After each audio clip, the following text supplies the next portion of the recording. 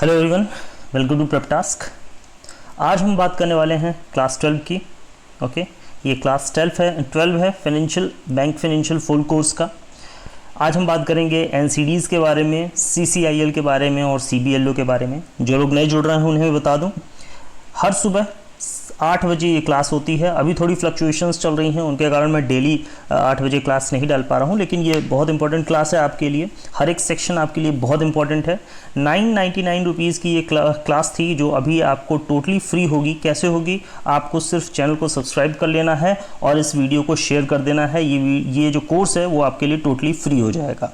ये course SBI aspirants के लिए बहुत इंपॉर्टेंट है, आरबीआई एस्पिरेंट्स के लिए बहुत इंपॉर्टेंट है, और साथ साथ स्केल 2 और scale 3 IBPS RRB scale 2 scale 3 aspirants के लिए बहुत इंपॉर्टेंट है। चलिए इस कोर्स को शुरू करते हैं। आज क्लास 12 को शुरू करते हैं।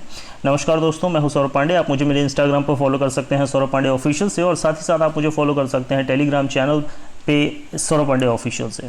नाउ वन मोर थिंग, हमारा ग्रुप है आईबीपीएस आरआरबी स्केल 2 का। अगर आप स्केल 2 स्केल 3 की तैयारी कर रहे हैं, या आईबीपीएस आरआरबी क्लर्क या पीओ की भी प्रिपरेशन कर रहे हैं, तो आप ग्रुप से जुड़िए, अपनी क्वेरीज पूछिए। डेफिनेटली आपकी क्वेरीज सॉल्व होंगी। प्रैक्टिस चल रही है फाइनेंशियल अवेयरनेस की, आप उसको ग्रुप से जुड़ करके प्रैक्टिस से अपने प्रिपरेशन को और शार्प कर सकते हैं। One more thing, prep task channel है हमारा, टेलीग्राम चैनल है। आप इससे जुड़ते हैं तो आपको फ्री ऑफ कॉस्ट ढेर सारे स्टडी मटेरियल्स प्रोवाइड हो जाएंगे।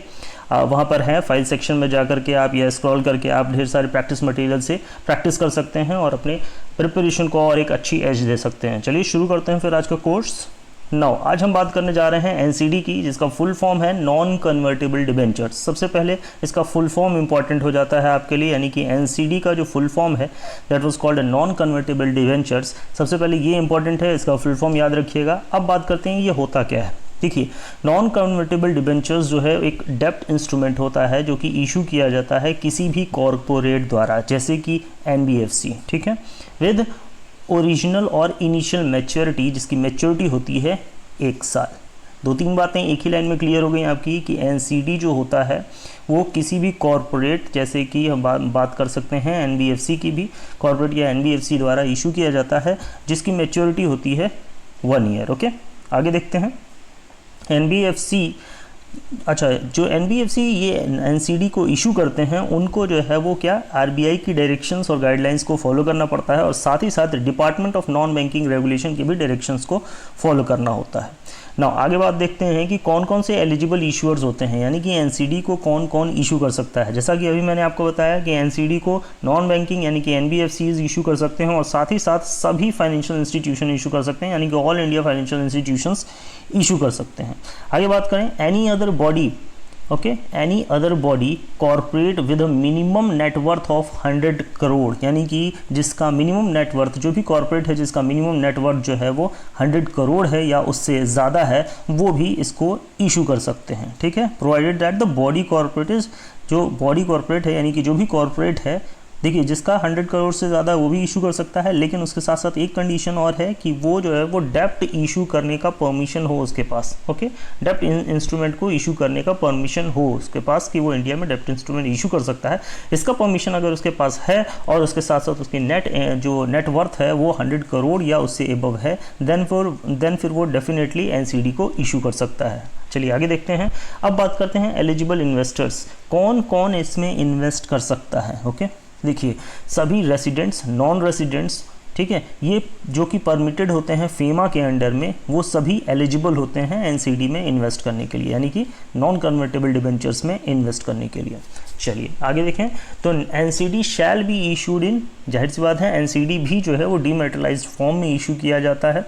ओके, और and held with depository registered with SEBI. Okay, and held with depository registered with SEBI, और डिपॉजिटरी के साथ रखा जाता है जो कि सेबी से रजिस्टर होता है। मेन इंपॉर्टेंट पॉइंट्स हैं ये, देखिए ये बहुत इंपॉर्टेंट पॉइंट है। 5 लाख के मल्टीपल में, या 5 लाख का जो मिनिमम होता है वो 5 लाख में, और उसके मल्टीपल में ये इशू होता है। ठीक है, यानी कि जैसे 5, 10, 15, 20 इस टाइप से ये इशू होता है। ओके, आगे देखते हैं। टेन्योर क्या होता है एनसीडी का, नॉन कन्वर्टेबल डिबेंचर्स का टेन्योर क्या होता है, 90 डेज। ओके, 90 डेज से लेकर के 1 ईयर तक इसका टेन्योर होता है। क्लियर है?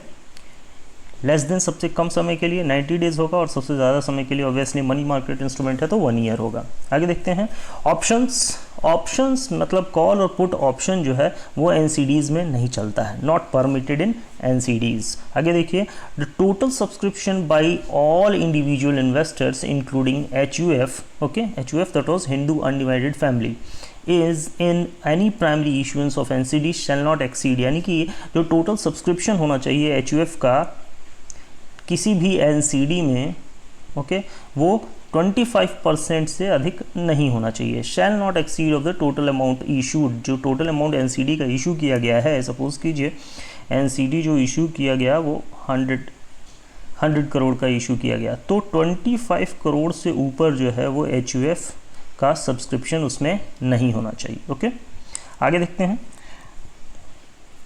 Now NCD shall be issued either with a fixed और फ्लोटिंग रेट कूपन, फिक्स्ड या फ्लोटिंग रेट कूपन से ही एनसीडी जो है वो इशू होता है, यानी कि फिक्स्ड भी हो सकता है और साथ साथ फ्लोटिंग भी हो सकता है।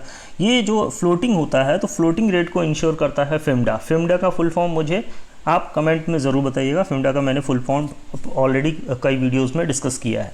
नाउ तो जो फ्लोटिंग रेट होता है वो फिम्डा द्वारा इंश्योर किया जाता है। आगे देखें, इसमें भी जो है यानी कि एनसीडी में भी कौन एनसीडी इशू कर सकता है, उसके लिए भी क्रेडिट रेटिंग इंपॉर्टेंट होती है, जो कि आपकी A3 होती है, ओके, जो कि सेबी द्वारा प्रेस्क्राइब्ड है, ठीक है। यानी कि क्रेडिट रेटिंग इशू करने के लिए क्या क्रेडिट रेटिंग होनी चाहिए, A3 होनी चाहिए। आगे देखिए, scheduled commercial banks are eligible to act as IPA, ठीक है, फॉर एनसीडीज़, यानी कि एनसीडीज़ के लिए जो शेड्यूल्ड कमर्शियल बैंक है वो IPA का काम करती हैं। IPA का मतलब क्या है, इशूइंग एंड पेइंग एजेंट्स, ठीक है, इशूइंग एंड पेइंग एजेंट्स की तरह काम करती हैं एनसीडीज़ के लिए। कौन काम करता है, शेड्यूल्ड कमर्शियल बैंक्स। आगे देखते हैं, NCDs shall be traded over the counter, यानी कि एनसीडीज जो होते हैं वो ट्रेड किए जाते हैं, ओवर द काउंटर ट्रेड किए जाते हैं, इलेक्ट्रॉनिक ट्रेडिंग प्लेटफॉर्म से भी ट्रेड किए जाते हैं, और साथ ही साथ रिकॉग्नाइज्ड स्टॉक एक्सचेंजेस में भी जो है वो ट्रेड किए जाते हैं RBI के अप्रूवल के साथ। नाउ एक चीज़ और, बाईबैक, क्या एनसीडी को बाईबैक कर सकते हैं? डेफिनेटली बाईबैक कर सकते हैं। कब?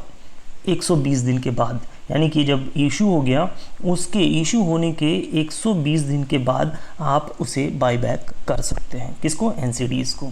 नाउ अब बात करते हैं clearing corporation of India limited यानी कि CCIL को। देखिए, ये सेटअप किया गया 1 अप्रैल 2001 को, ठीक है, to provide guaranteed clearing and settlement function. Guaranteed clearing और सेटलमेंट फंक्शन प्रोवाइड करने के लिए CCIL को लाया गया फॉर ट्रांजेक्शन ऑफ, अब क्या क्या चीज़ है देखिए, फॉर ट्रांजेक्शन इन, किस में ट्रांजेक्शन हो रहे हैं, जैसे money, government securities, foreign exchange and derivative markets, इन सभी के ट्रांजेक्शन्स को संभालने के लिए, ठीक है ना, सेटलमेंट के लिए और उनकी गारंटीड क्लियरिंग के लिए। नाउ इट कमेंस्ड ऑपरेशन, अब इसका ऑपरेशन कब से शुरू हुआ? देखिए, सेटअप अप्रैल 2001 में किया गया, लेकिन जो ऑपरेशन शुरू हुआ वो 15 फरवरी 2002 से शुरू किया गया। आगे देखते हैं, CCIL act as central counter party, ये सेंट्रल काउंटर पार्टी की तरह काम करता है। किसका? Financial market regulated by RBI, ठीक है ना, वेरियस फाइनेंशियल मार्केट जो कि RBI द्वारा जो फाइनेंशियल मार्केट रेगुलेट किए जाते हैं उसके लिए एक सेंट्रल काउंटर पार्टी का ये काम करता है। कौन काम करता है? CCIL। नाउ CCIL ने लॉन्च किया CBLO, अभी इसके बाद हम CBLO को डिस्कस करेंगे। तो CCIL ने CBLO को लॉन्च किया था 2003 में, ओके, जनवरी 2003 में। ये क्या है? ये एक मनी मार्केट प्रोडक्ट है जो कि कोलेटरल बेस्ड होता है। इसके बारे में आगे बात करेंगे। आगे देखते हैं, इट हैज़ डेवलप्ड, अब देखिए CCIL ने क्या क्या किया है। CCIL ने फॉरेक्स ट्रेडिंग प्लेटफॉर्म को डेवलप किया जिसका नाम रखा गया FX क्लियर, ठीक है, जो कि 7 अगस्त 2003 को लाइव हुआ। नाउ CCIL ने और क्या काम किया? देखिए, इसने क्रॉस करेंसी डील्स की सेटलमेंट के लिए CLS बैंक को बनाया, जो कि 6 अप्रैल 2005 से काम करना शुरू कर दिया। अच्छा, at the request of RBI की रिक्वेस्ट पे, या कहें कि RBI के ऑर्डर पे या रिक्वेस्ट पे, जो भी कहें, तो रिक्वेस्ट पे CCIL ने डेवलप किया, क्या डेवलप किया भाई?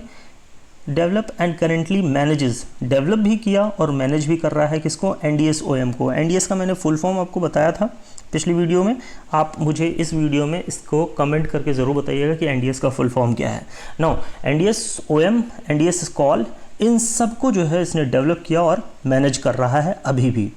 ये सब क्या है, ये सब एक इलेक्ट्रॉनिक ट्रेडिंग प्लेटफॉर्म है, ठीक है, और trading in government securities and call money. Okay, ये सब जो है एक इलेक्ट्रॉनिक ट्रेडिंग प्लेटफॉर्म है जो कि कॉल मनी को और गवर्नमेंट सिक्योरिटीज़ की ट्रेडिंग में काम आते हैं। एक और चीज़ इसने डेवलप की, देख रहे हैं आपने CCIL कितना ज़्यादा काम करता है। No, it has also develop किया, क्या डेवलप किया इसने, NDS ऑक्शन। ओके, किसके लिए, for treasury bill auctions, treasury bill auction के लिए जो है वो इसने डेवलप किया NDS ऑक्शन को। चलिए, आई थिंक आपको ये सारी चीज़ें समझ में आ रही होंगी। अच्छा, ट्रेजरी बिल कई जगह पे, टी बिल्स जो होते हैं वो कई जगह पे ट्रेड किए जाते हैं, ऐसा नहीं है कि इस ऑक्शन पे ही जो ट्रेड किया जा रहा है, ठीक है। तो ट्रेजरी बिल जब मैंने पढ़ाया है तो मैंने और भी नाम आपको बताए हैं उसमें, तो कंफ्यूज होने की ज़रूरत नहीं है कि सर वहाँ तो कुछ और पढ़ा दिए, यहाँ कुछ और पढ़ा दिए, ऐसा नहीं है। ट्रेजरी बिल्स जो है वो कई जगह कई ऑप्शंस होते हैं ट्रेजरी बिल के, तो एक NDS ऑक्शन भी उसका एक ऑप्शन है। आगे चलते हैं। नौ, अब देख लेते हैं कि जो CCIL है, ठीक है, उसके प्रोमोटर्स और मैनेजमेंट कौन करता है। देखिए, ये own by market participants and promoted by banks, ठीक है, इसको जो ओन किया है मार्केट पार्टिसिपेंट्स ने ओन किया है और प्रमोट जो है वो बैंक करता है। इसके 6 कोर प्रोमोटर्स हैं, इनके नाम देख लेते हैं। देखिए 6 कोर प्रोमोटर्स हैं, वेट अ मिनट, हाँ 6 कोर प्रोमोटर्स हैं, कौन कौन है देखिए। एक है आपका स्टेट बैंक ऑफ इंडिया, दूसरा है IDBI बैंक, ओके, फिर ICICI बैंक है, ठीक है, लाइफ इंश्योरेंस कॉरपोरेशन है, बैंक ऑफ बड़ौदा है, HDFC बैंक है, ठीक है। The company was incorporated with authorised equity share capital of ₹50 crore, यानी कि ₹50 करोड़ से, यानी इसका ऑथराइज्ड कैपिटल था, उससे इस कंपनी को शुरू किया गया था। किसको, CCIL को। नाउ अब देखते हैं इसमें स्टेक्स किसके कितने हैं। तो देखिए लगभग ऑलमोस्ट 62% स्टेक जो है वो कमर्शियल बैंक के हैं CCIL में। फिर आपका आता है 14% स्टेक जो है अदर फाइनेंशियल इंस्टीट्यूशंस के हैं। उसके बाद आता है 23% स्टेक्स जो हैं ऑलमोस्ट प्राइमरी डीलर्स के, अदर बॉडी कॉर्पोरेट के, NBFCs के और इंश्योरेंस कंपनीज के हैं। किसमें, CCIL में। ओके, अब चलते हैं मेंबर्स के बारे में बात करें तो मेंबर्स को कंस्टिट्यूएंट SGL अकाउंट जो है वो CCIL के साथ खोलना होता है, ठीक है, जहां पर फॉर डिपॉजिटिंग, क्या डिपॉजिट करने के लिए, depositing securities which are offered as collateral, ठीक है, जो सिक्योरिटीज़ डिपॉजिट करने के लिए उन्हें SGL account, constituent SGL account खोलना पड़ता है, जहां पर वो अपनी कोलेट्रल को एज अ मार्जिन और बोरोइंग रखते हैं। जब वो बोरो कर रहे होते हैं या लेंड कर रहे होते हैं तब उस समय जो है वो उसे रखा जाता है। अब बात करते हैं नाउ CBLO की। ओके, CBLO का फुल फॉर्म याद रखिएगा, मोस्ट इंपॉर्टेंट पॉइंट है ये। CBLO का फुल फॉर्म बहुत पूछता है, तो CBLO का फुल फॉर्म याद रखिएगा, collateralised borrowing and lending obligation. Now ये होता क्या है, देखिए मैंने आपको थोड़ा सा हिंट दिया था उधर कि पहली चीज़ तो आपको पता चल गया CCIL द्वारा ये डेवलप किया गया है। ओके, नाउ लेकिन अप्रूव्ड किया गया है RBI द्वारा। थोड़ा पॉइंट इन सब चीज़ों को याद रखिएगा कि डेवलप किसके द्वारा किया गया है।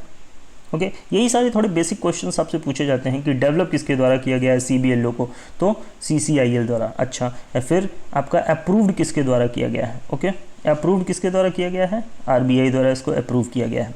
आगे चलते हैं, तो ये एक मनी मार्केट इंस्ट्रूमेंट है जो कि अप्रूव किया गया है RBI द्वारा। ये रिप्रेजेंट करता है, क्या चीज़ रिप्रेजेंट करता है, obligation between a borrower and lender, एक दूसरे के बीच एक ऑब्लिगेशन जो है वो ये तय करता है। क्या चीज़ का भाई, बाध्यता तय करता है, ठीक है ना, concerning the terms and conditions of a loan, कि लोन के टर्म्स एंड कंडीशन के साथ जो है बोरोवर और लेंडर किस तरह जुड़े हैं, किस तरह उनकी बाध्यता है, इसको ये तय करता है। नाउ CBLO क्या करता है, अलाउ करता है ऐसे रेस्ट्रिक्टेड फर्म्स को, ठीक है, ऐसे रेस्ट्रिक्टेड ऑर्गेनाइजेशन को या कहें कि कॉरपोरेट को, from using the inter bank call money market, ठीक है, कि वो inter bank call money market, जो inter bank call money market को इस्तेमाल नहीं कर पा रहे थे, वो CBLO को इस्तेमाल कर सकते हैं in India to participate short term money market, ताकि वो भी जो है वो शॉर्ट टर्म मनी मार्केट में पार्टिसिपेट कर सकें। क्योंकि भाई inter bank call money market में तो सबको अलाउ है नहीं, तो जो वहाँ जिनको वहाँ अलाउ नहीं है वो क्या करेंगे, वो CBLO के थ्रू काम कर सकते हैं शॉर्ट टर्म मनी मार्केट में। ओके, आगे देखते हैं, टू एक्सेस दीज फंड्स। अच्छा, अगर उनको इन फंड्स का यानी कि CBLO का फ़ायदा उठाना है तो institutions must provide eligible securities as collateral, उन्हें एक कोलेट्रल सिक्योरिटी रखनी होगी, ठीक है। जैसे कि एक एग्जांपल दे दिया है, जैसे कि treasury bill that are at least 6 months from maturity, जिसकी कम से कम 6 month की मैच्योरिटी हो, ऐसे ट्रेजरी बिल्स आप कोलेट्रल में रख सकते हैं। अच्छा, CBLO इशू होता है जो, उसका मैच्योरिटी पीरियड क्या होता है, 1 दिन से लेकर के 1 साल होता है। To enable the market participants to borrow and lend funds ठीक है। CCIL प्रोवाइड्स डीलिंग सिस्टम, ठीक है।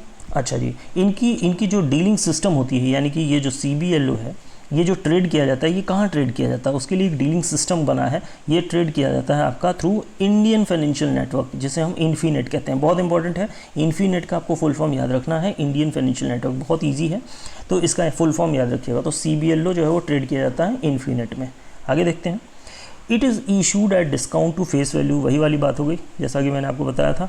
100 रुपीज़ की फेस वैल्यू है और इसे सेल किया जा रहा है 80 रुपीज़ में, यानी कि डिस्काउंट पे सेल किया जा रहा है। बाद में फर्दर जब होगा तो वो 100 रुपीज़ उसे मिल जाएंगे जब वो सेल करेगा, और उसका प्रॉफिट हो जाएगा 20% जो मार्जिन है वो। आगे देखिए, under CBLO securities of borrower will be held in their constituent SGL account. अच्छा जी, क्या कह रहा है कि CBLO में क्या होता है कि जो कंस्टिट्यूएंट अकाउंट्स होते हैं, यानी कि जो SGL अकाउंट था, इसमें आपका क्या होता है, इसमें आपका CCIL के लिए सिक्योरिटीज़ दिए जाते हैं, ये रख दिया जाता है, और फर्दर जो है वो किसी लेंडर को ट्रांसफ़र नहीं किया जाता है, ठीक है। ये फर्दर जब आप सेल कर लेते हैं तो ये सिक्योरिटीज़ आपको वापस रिटर्न कर दी जाती हैं, यानी कि जब आप रिटर्न करते हैं तो सिक्योरिटीज़ रिटर्न हो जाती हैं और आपको इंटरेस्ट उसके साथ उसका मिल जाता है। ठीक इसी तरह से ये पूरा काम करता है CBLO। आई थिंक आपको आज का लेक्चर अच्छा लगा होगा, कंटेंट अच्छा लगा है तो प्लीज़ लाइक शेयर और सब्सक्राइब कीजिए। चलिए मिलते हैं नेक्स्ट वीडियो में, तब तक के लिए गुड बाय।